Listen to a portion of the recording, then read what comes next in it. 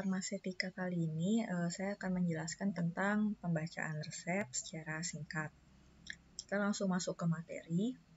Nah, jadi pembacaan resep itu yang pertama, sepertinya saya sudah menjelaskan di pertemuan sebelumnya bahwa pengertian resep itu adalah permintaan tertulis dari seorang dokter gigi, dokter hewan, kepada apoteker untuk meracik atau menyiapkan dan menyerahkan sejumlah obat kepada pasien. Nah, ini contoh dasar dari resep bahwa ada nama dokternya, ada tempat dokter berpraktek, ada alamat dokter. Ini contoh resep yang salah. Kenapa? Karena pada resep ini itu tidak ada SIP dari dokter tersebut. SIP itu adalah surat izin praktek. Jadi pada sebuah resep itu sangat penting dicantumkan SIP dari dokter tersebut. Apakah dokter itu sudah memiliki izin praktek? Nah, ini dia syarat-syarat resep. Jadi yang pertama ada inskripsio. Inskripsio itu apa? Kita baca di sini. Terdiri dari nama, alamat, nomor izin praktek dokter, dan tanggal penulisan resep. Nah, ini udah lengkap ya. Ada nama, ada alamat, ada tanggal, dan ada SIP. Lalu perlu diingat, untuk obat narkotika itu hanya berlaku untuk satu kota provinsi. Jadi apabila dalam resep tersebut terdapat obat narkotika, maka resep itu harus ditebus di lokasi dokter tersebut membuat resep. Misalkan pada contoh ini Jakarta Pusat. Berarti narkotika tersebut hanya bisa ditebus di Jakarta Pusat dan tidak bisa ditebus mungkin di Jogja atau di Bali, seperti itu. Lalu yang kedua ada invokasio. Nah, merupakan tanda R. Tanda R ini apa? Tanda R ini artinya resipe, yang artinya ambillah atau berikanlah. Jadi ini wajib isi pada setiap obat. Jadi misalkan dalam obat R garing, ambillah sulfadiasin sebanyak 50 mg. Natrium bikarbonat 15 mg. Nah, seperti itu. Lalu preskripsio. Preskripsio itu apa? Terdiri dari nama obat yang diinginkan dalam bentuk sediaan obat, dosis obat, dan jumlah obat yang diminta. Nah, isi-isi dari R ini disebut preskripsio. Isi dari resep tersebut, apakah dia diminta paracetamol, apakah dia diminta asam mefenamat, sejumlah berapa, dengan dosis berapa, semua lengkap ditulis di sini. Lalu ada signatur. Nah, di sini merupakan petunjuk penggunaan. Nah, ini sebenarnya signaturnya itu di sini ya, ini dia, signatura. Bagi pasien dengan tanda cara pakai, rute, dan interval waktu pemberian. Nah, signatura ini dia arah panahnya ke sini ya. Padahal mestinya yang ini, yang S di sini. Nah, TDD P1 PC. Nah, ini merupakan signa bagaimana sih cara penggunaan obat ini, diminum berapa kali. Nah, itu kita lihat pada signa. T ini artinya 3 per 3 kali sehari per 1. TDDP1 artinya 3 kali 1. PC ini artinya sebelum makan. Nah, untuk tanda-tanda ini ada di slide saya, nanti kita akan lihat. Lalu ada subskripsio, itu tanda tangan dari dokter penulis resep. Lalu ada pro juga di sini, yaitu alamat, umur, jenis kelamin dari pasien. Kita lanjut. Nah, ini beberapa penggunaan bahasa Latin pada resep, seperti yang saya katakan tadi. Kalau R itu artinya resipe, ambillah. Kalau tab berarti itu sediaan obat dalam bentuk tablet, yaitu bentuk sediaan obat dalam tablet. Cup itu artinya kapsul. FL itu flash, jadi bentuk sediaan obat cair dalam botol. Misalkan ambillah 1 botol amoxicillin, seperti itu. Pulv ini artinya pulveras, obat puyer. No ini numero, sejumlah. Misalkan 10 tab, maksudnya tab 10, no 10 berarti tablet 10 tablet, seperti itu. Lalu signa itu artinya gunakan. Nah, ini yang tadi itu ya cara pakainya. DD ini setiap hari. DTD, dateless dosis, artinya sesuai dengan dosis tersebut sebanyak. PRN ini bila perlu, prorata. W ini usus externus digunakan sebagai obat luar seperti krim.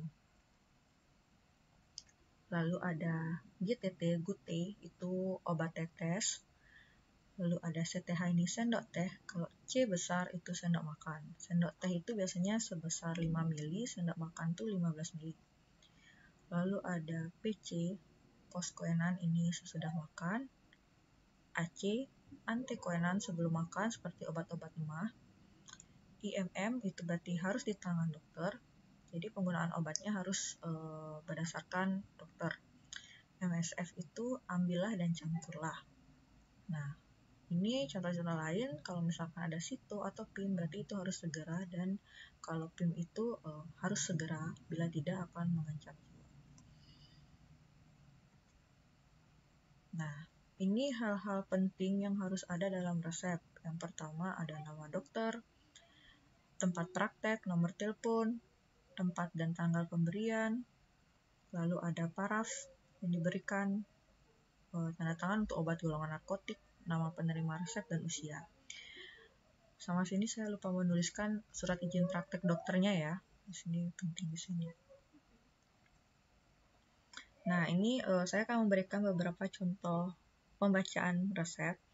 Nah, kita lihat di sini pertama, nama dokternya sudah ada. Alamatnya juga sudah ada, tapi tidak ada SIP-nya. Berarti ini resepnya kurang lengkap.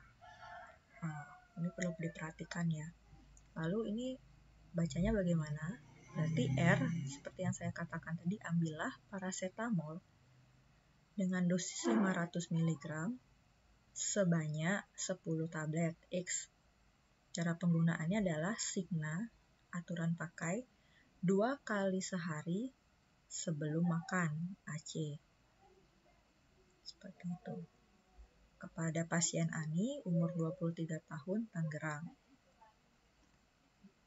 Kita lanjut. Nah, lalu yang ini dengan alamat dokter yang sama seperti saat tadi ya, ini berarti ambillah Cefixim 250 mg tapi dalam bentuk sirup.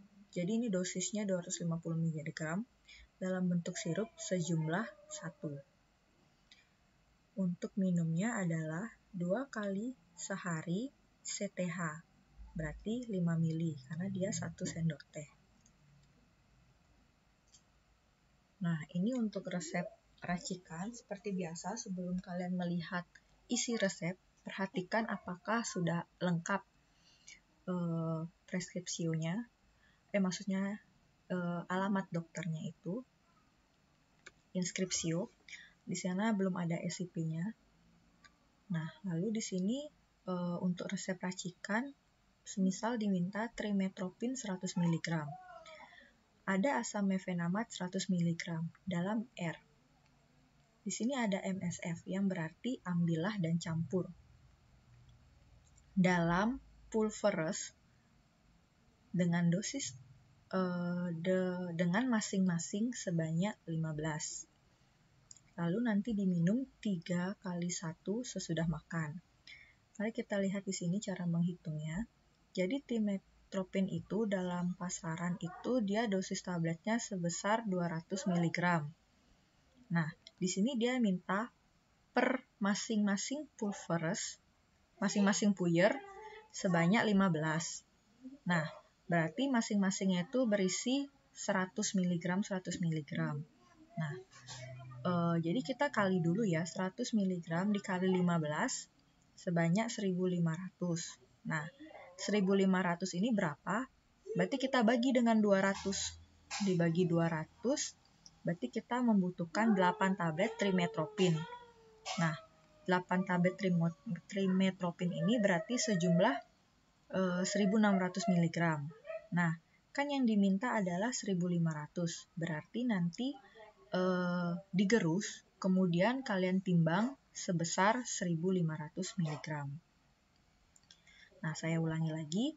Jadi, dalam pasaran itu, tablet itu trimetopin itu sebesar 200 mg. Sedangkan yang diminta oleh dokter adalah 100 mg. Nah, berarti kita membutuhkan berapa tablet digerus untuk menjadikan 15 bungkus puyer. Nah, berarti kan diminta 100 per bungkus. 100 kita kali 15 sama dengan 1500. Lalu nanti 1500 mg ini kita bagi dengan per tabletnya, berarti mendapatkan 8 tablet. 8 tablet itu berapa? 1600 mg. Sedangkan totalnya diminta 1500. Berarti kita timbang lagi tablet yang sudah digerus tersebut sebesar 1500. Begitu juga dengan asam mefenamat. Nah, asam mefenamat di sini diminta 100 mg per masing-masing puyer. Berarti kita kalikan 100 mg kali 15, yaitu 1500 mg. Sedangkan berat tablet atau dosis tablet asam mefenamat itu sebesar 500 mg di pasaran. Berarti nanti kita bagi saja 1500 mg, maaf ini salah, mestinya 500 ya. 1500, saya ganti saja. Nah, ini dibagi 500. Nah, jadi 1500 dibagi 500. Jadi kita butuh 3 tablet asam mefenamat dan kemudian digerus. Tidak perlu ditimbang karena sudah pas ya. Nah, lalu setelah kita mendapatkan gerusan 1500 trimetopin dan asam mefenamat, kita campur menjadi satu dan kita bagi sebanyak 15 bungkus. Nah, lalu kita buat etiketnya, diminum 3 kali sehari sesudah makan. PC. Seperti itu. Nah, lalu ini bagaimana? Ini sediaan krim ya. Nah, unguentatum. Nah, ini sebenarnya mudah saja karena neomisin dan hidrokortison asetat ini sudah dalam bentuk tub. Jadi tinggal kalian campurkan saja menjadi satu dan ditambahkan 50 mg vaselin seperti itu. Jadi untuk sediaan topikal biasanya akan lebih mudah daripada sediaan oral. Nah, ini yang Nah, ini untuk paracetamol. Ini coba kalian latihan di rumah. Nanti kalian jadikan latihan aja. Ini sebenarnya mudah sih. Seperti yang saya jelaskan tadi bahwa paracetamolnya dikali 100 dikali 6. Nanti kalian cari berapa sih dosis paracetamol ini di pasaran. Nah, saccharum lattice ini apa? Nah, saccharum lattice ini adalah pemanis. QS ini apa? Ini artinya secukupnya. Nah, biasanya kalau ditambahkan saccharum lattice ini pasti pasiennya adalah anak kecil karena biar ada pemanisnya seperti itu. Nah, ini kalian coba latihan. Nah, lalu ini sama seperti tadi juga. Bisa dilihat di sini penjelasannya. Nah, ini merupakan tablet yang ada di pasaran. Amoxicillin itu dia di pasaran itu sebesar 500 mg dosisnya. Kalau luminal 30 mg, kalau CTM 4 mg. Nah, sedangkan dokter pada resep menginginkan dalam satu puyer itu amoxicillinnya 200 mg, luminalnya 10 mg, dan CTM-nya 22 mg. Tugas kita, berapa tablet yang kita butuhkan untuk membuat racikan ini? Nah, seperti tadi. Nah, kita tinggal kali aja, gampang. 200 dikali 10, 2000 mg. Lalu kita bagi dengan 500. Oh, berarti 4 tablet amoxicillin. Luminal juga seperti itu. 10 mg dikali 10 tablet sama dengan 100. Lalu kita bagi dengan yang ada di pasaran, 30. Berarti 3,33 tablet. Kita sama saja 4 tablet. Lalu CTM juga seperti itu. Dikali 10, 20. Lalu kita bagi 4. Dapat 5 tablet. Nah, untuk luminal ini kan nanti gampang saja. Kita tinggal timbang sebesar yang dimau, yaitu 100 mg.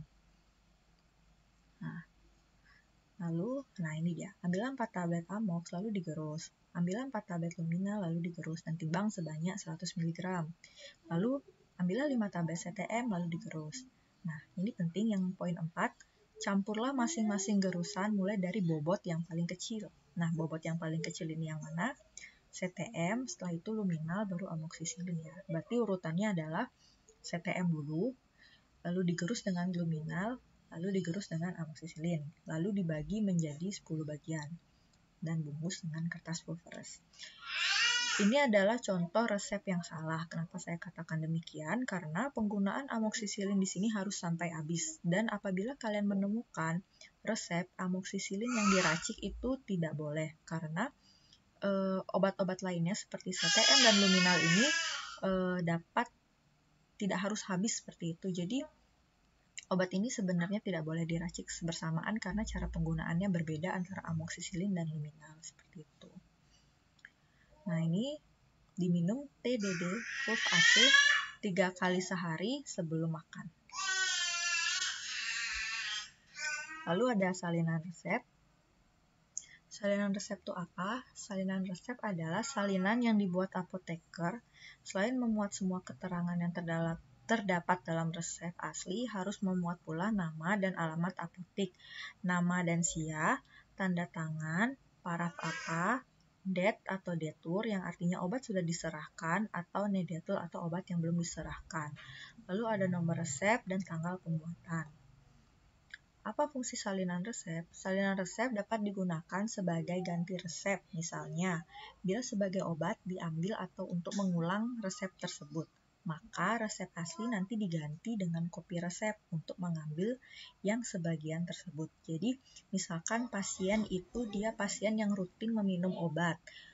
Obat itu diulang setiap bulan, dia mau rutin meminum obat tersebut. Nah, dia tidak perlu ke dokter untuk meminta resep, tapi dokter dapat memberikan salinan resep. Jadi resep itu bisa dibawa untuk ditebuskan obat ke apotik secara berulang-ulang. Nah, salinan resep dapat diulang apabila sediaan obat itu terdapat tanda ITER. Nah, ini dia. Ini adalah tanda apabila resep tersebut sudah diulang, jika ada tulisan ITER-nya, yang artinya diulang. Nah, salinan resep yang tidak dapat diambil yaitu apabila diberi tanda NI atau neiteratur, tidak diulang, atau nggak isi ITER itu juga berarti tidak diulang. Contohnya narkotika, seperti itu. Apa aja bagian-bagian dalam salinan resep? Seperti biasa, ada alamat apotik, nama apa, apoteker penanggung jawab ya. Apoteker penanggung jawab apotik. Lalu surat izin apoteker, SIA, nama, umur pasien, nama dokter, tanggal penulisan resep, tanggal dan nomor urut pembuatan, lalu ada R-nya, ada det atau detur yang menandakan bahwa obat itu sudah diserahkan atau nedet, obat tersebut belum diserahkan. Lalu ada PCC, Pro Copy Confirm, yang menandakan bahwa salinan resep itu ditulis dengan aslinya. Nah, ini dia.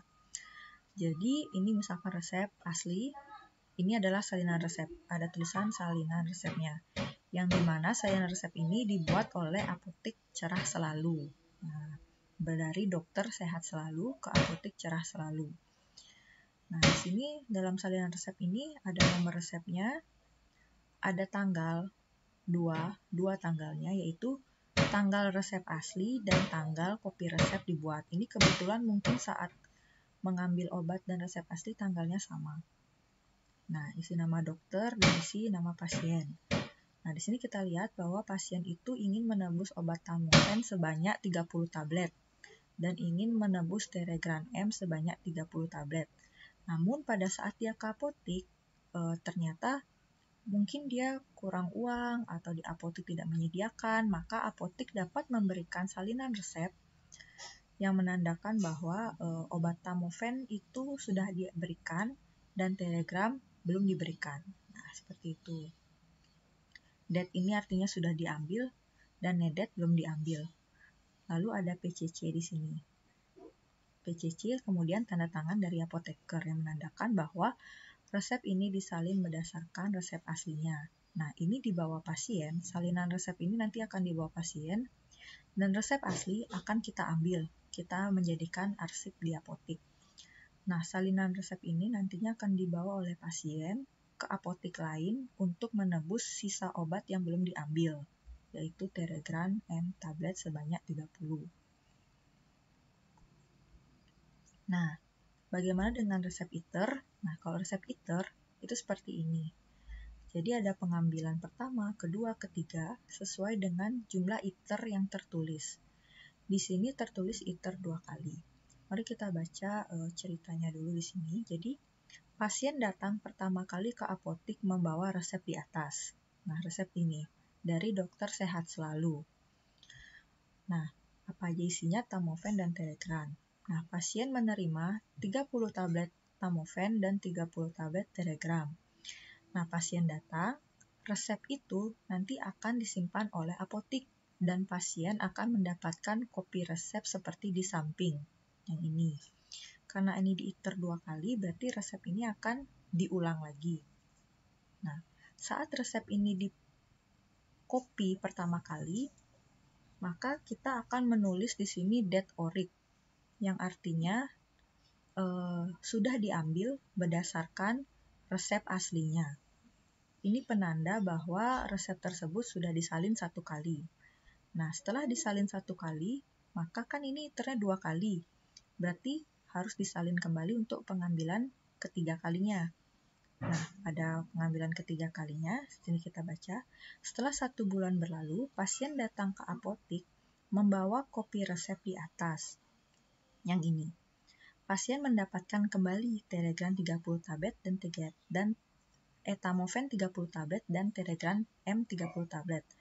Lalu kopi resep ini disimpan oleh apotik dan pasien mendapatkan kopi resep baru seperti yang paling kanan atas. Lalu pasien mendapatkan ini. Yang di sini kita tulis date iter 1 kali. Date iter 1 kali berdasarkan date orig. Yang artinya diulang lagi 1 kali lagi. Nah, setelah 1 bulan berlalu, pasien datang lagi ke apotek membawa kopi resep ini.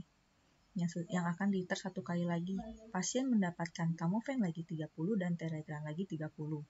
Nah, lalu kopi resep ini disimpan oleh apotik dan pasien tidak membawa lagi ya resep seharusnya. Tapi kalau pasien misalkan mau minta, jadi kita kopi resepnya itu harus ditulis dengan tanda date, yang artinya sudah diambil semua. Misalkan pasien minta, jadi date saja, seperti itu. Nah, ini tugas ya untuk kalian. Nah, saya jelaskan sedikit tentang tugasnya. Misalkan ada seorang pasien, dia menembus resep di sebuah apotik.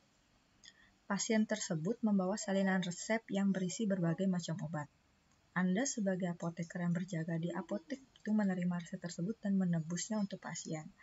Nah, di sini udah ada nama apoteknya ya.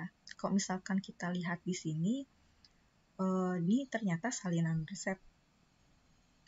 Ada tulisan kopi resepnya. Nah, salinan resep yang keberapa? Kita bisa lihat di sini bahwa ada tulisan date orig. Berarti salinan resep berdasarkan resep yang pertama yang diiter 2 kali. Sama seperti contoh tadi. Nah, di sini ada plus 7-nya ini berarti date orig yang ditambah dengan 7. Berarti 15 tambah 7, 22. Jadi pasien menembus 22 proofers, sedangkan ini tidak sama sekali. Nah, kalian kerjakan saya dulu sebisa kalian. Nanti untuk pembahasannya akan saya berikan di pertemuan selanjutnya. Jadi di sini intinya ini resep racikan. Kalau misalkan primadolnya 1/4 tablet, domperidonnya setengah tablet sejumlah 15. Jadi per masing-masing puyernya itu ada 1/4 tablet primadol. Seperti itu ya. Nah, tugas kalian apa? Tulislah bagian-bagian resep itu, inskripsionya apa, efikasionya apa, sinakturnya yang mana, subskripsionya mana, preskripsionya yang mana. Tulislah bagian-bagian itu lengkap ya. Misalkan inskripsio itu nama dokter, nama dokternya sudah ada, yaitu dokter A, alamatnya di sini, di sini, di sini. Ini apa gitu. Yang mana bagian-bagiannya. Nah, lalu yang kedua, bacalah resep tersebut. Buatlah perhitungan berapa jumlah obat yang akan diambil dan bagaimana proses meraciknya, dan aturan penggunaan obat yang Anda sampaikan ke pasien. Nah, untuk resep perhitungannya yang saya minta adalah resep ini aja ya, yang saat ini aja. Untuk salinannya tidak usah, jadi resep yang saat pasien datang membawa kopi resep yang pertama ini saja. Seperti itu. Jadi saya minta perhitungan dari resep ini aja. Lalu yang ketiga, buatlah kopi resepnya.